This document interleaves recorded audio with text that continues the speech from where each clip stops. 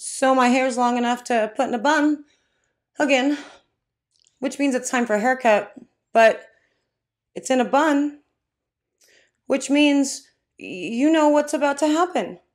Mrs. Soap and Clay means business. It's a big day, talking about lots of stuff. So hair's in the bun to do the things, and I'll tell you what that thing is in just a minute. But before I do, hello, I'm Mrs. Soap and Clay. Let's make stuff.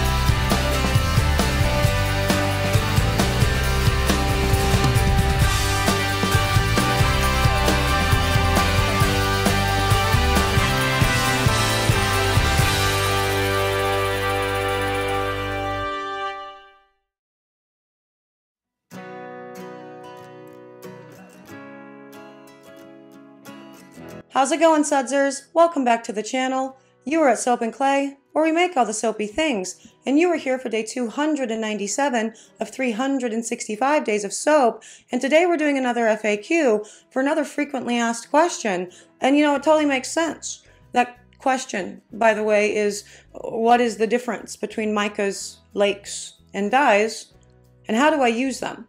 Where do I use them? How can I use them? Where can I use them? Questions along that vein.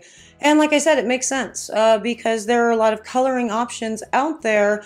And for the most part, I think you're going to find a lot of soap makers on the YouTubes, at least I can speak for myself for sure, primarily using micas or exclusively using micas or, you know, natural colorants with your clays and whatnot. So I get it, because you go to look for soap colorants, go to the craft store and there's like a little bottle of like liquid colorant. Or you search online and, you know, you'll find things that say lake or dye and FD&C blah, blah, blah, and all the things. And so it can be very confusing. Absolutely. And so we're going to talk about that. We're going to talk about the differences between the three.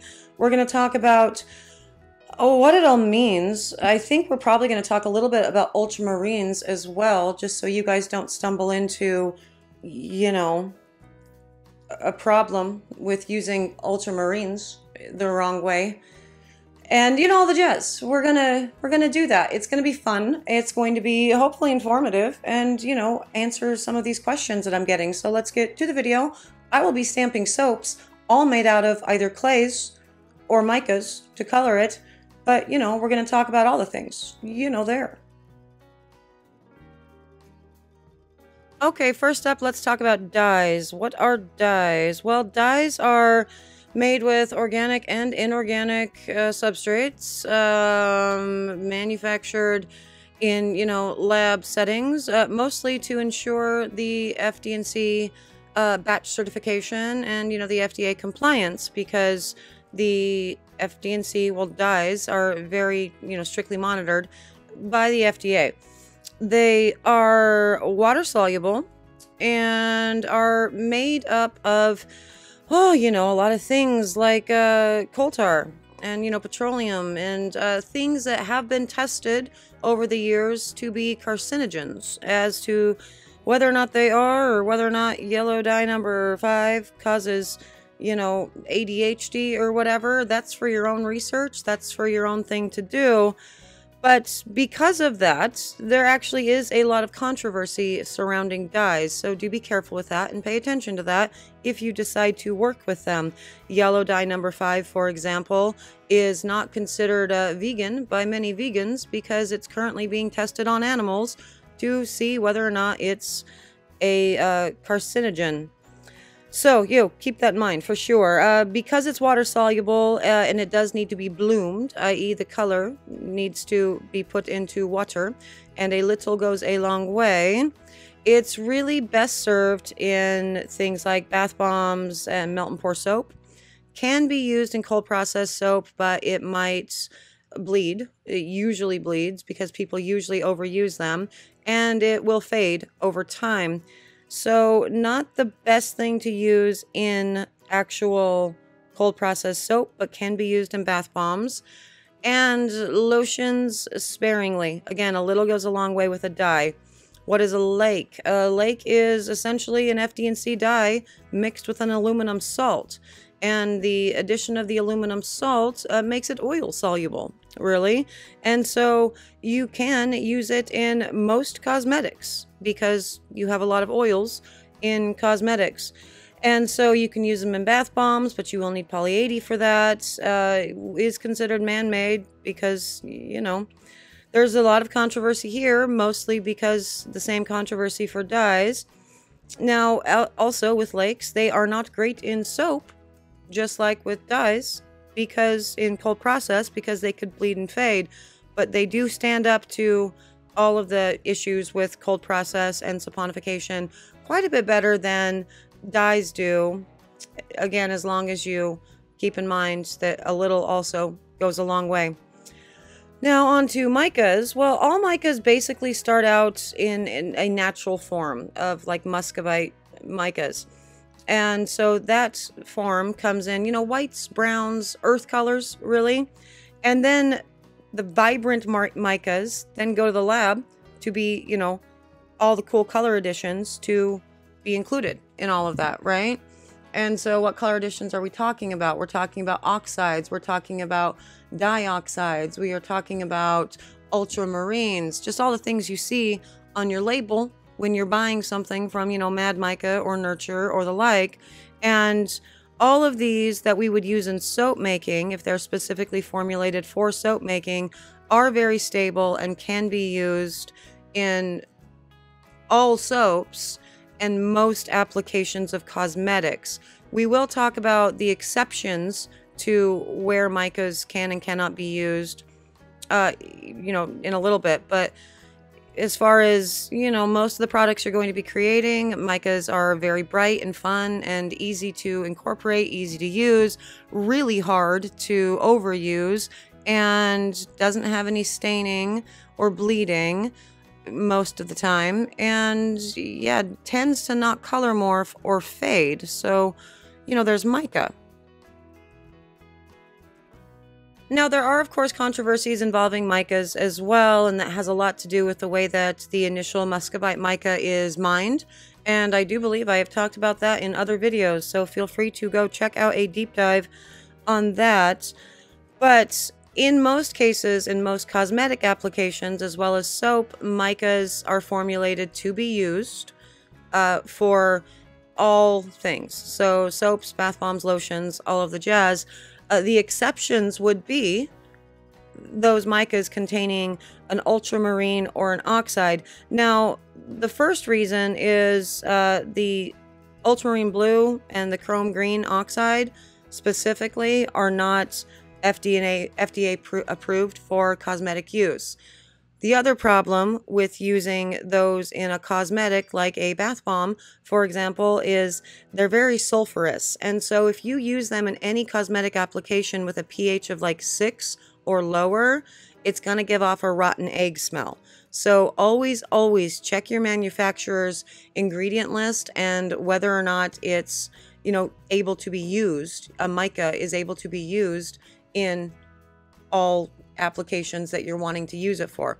Blues and greens are hard, and going to places like Mad Micas or Nurture Soap or, you know, I'm sure there's lots others, do specifically say that in on their website, and then they also put it on their packaging as far as where it is permitted, what uses, and whether or not the FDA has approved it for use.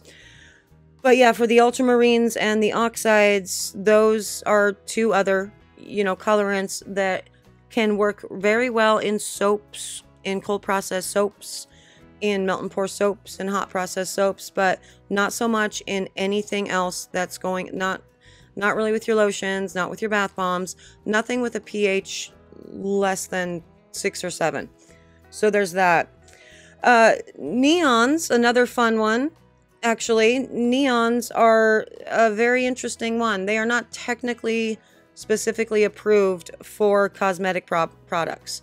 So you can use them in soap. Please refer back to the conversations we've had about what is a soap, what is a cosmetic, what is a drug. We've done it a lot. They can be used in soaps. In cosmetics, technically not, question mark. Tell you what, I will link the list of approved FDA products for colorants in the description of this video, and you can go through those and, you know, see about that. Really not enough information is out there involving neons and whether or not it's going to be bad for you, okay? That is a different conversation, obviously, and something that you probably need to, I don't know, kind of figure out on your own, or we need to do an actual deep dive as far as all of these are concerned and whether or not something can be harmful to you. Because, of course, there is a school of thought that says, you know, everything can be harmful to you or to the right person. And then there's another school of thought that, you know, none of it's harmful, calm down. And we all probably fall somewhere in the middle and make our decisions accordingly. And that goes for lakes, dyes, micas, ultramarines, oxides, neons, and, you know, pigments. Well, here's the thing about pigments. Pigments are technically, in chemical terms, looking at cosmetics, they're basically considered, like, pigments are oxides and ultramarines. That's not to say that there aren't more pigments in the world, because there super are. But that, when you're looking at, like, cosmetic approved and whether or not you can use them in, you know, applications, that's really what they're talking about. And that, so to that, it's the same thing for pigments. We're going to talk about pigments as far as natural pigments go, though, really quick, because we're actually running out of time with this video. There are tons of natural dyes out there, tons of natural pigments out there, tons of natural ways to color your soap that you can absolutely explore. And we haven't even talked about, like, infusions, right? And, you know, taking a botanical, you know, a plant or leaves of a, or, you know, petals of a flower, or, you know, vegetables or whatever, and creating infusions and colors from that, which you also can do. But, like, natural pigments, they're super out there. It's totally a thing. Just be careful with all of that too, because just like all of the rest of this, it comes with its own set of problems. There have been pigments that have been linked also to, you know, being a carcinogen, so pay attention to that. Loads of arsenic in some natural pigments, so pay attention to that. What's the one example? Oh, like Indian yellow. Do you guys know this? That I just learned this recently, actually. So Indian yellow was originally created via the dung, the poop of a cow that was only fed mango leaves. That was it. That's it. So all these cows were only fed mango leaves, really messing up the cow, right? And so it became very inhumane and awful to do. And that's one of a lot of examples of, you know, natural colorants and whatnot being maybe as bad, if not worse, than the ones that, you know, we have approved and the FDA has, you know, looked at, all the things. So at the end of all of this, you're probably going to be making these decisions based on what you want, what you make, and, you know, going from there. Just, again, broad overview: dyes, water soluble, good in bath bombs, not great in soap. Lake, same thing, but they're oil soluble. Micas, oil or water soluble, actually, depending on how they're made. And they are pretty stable in most everything, as long as you are going to the correct sources for that. And I highly recommend you do so. I really do think you should buy all of your colorants for your soap products from an actual soap supplier. Not from your craft store, not from Amazon, from your soap suppliers. because that's going to be the best way to ensure that you are putting the proper colorant into whatever soap and or cosmetic you're making. But that is day 297. And there it is, down and dirty breakdown of micas, lakes, dyes, how you can use them, where you can use them, why you can use them. And ultimately, as I said, it all comes down to your personal preference and what you feel good about with some of these products. You know, the lakes and the dyes versus the micas. Both kind of carry their own set of consequences, and both also have pluses and, you know, minuses in the soap making and cosmetic making world. So you do you and figure out what works for you, and that's completely fine. There's really no right answer here. And anybody who ever tries to tell you that there is a dick. I hope you guys had fun today. I am out of here for today. Like, subscribe, do the things. For the sudsers who are liked and subscribed and are doing the things, thank you for being so. You guys are epic. I will see you guys all again tomorrow for another round of soapy fun. Bye.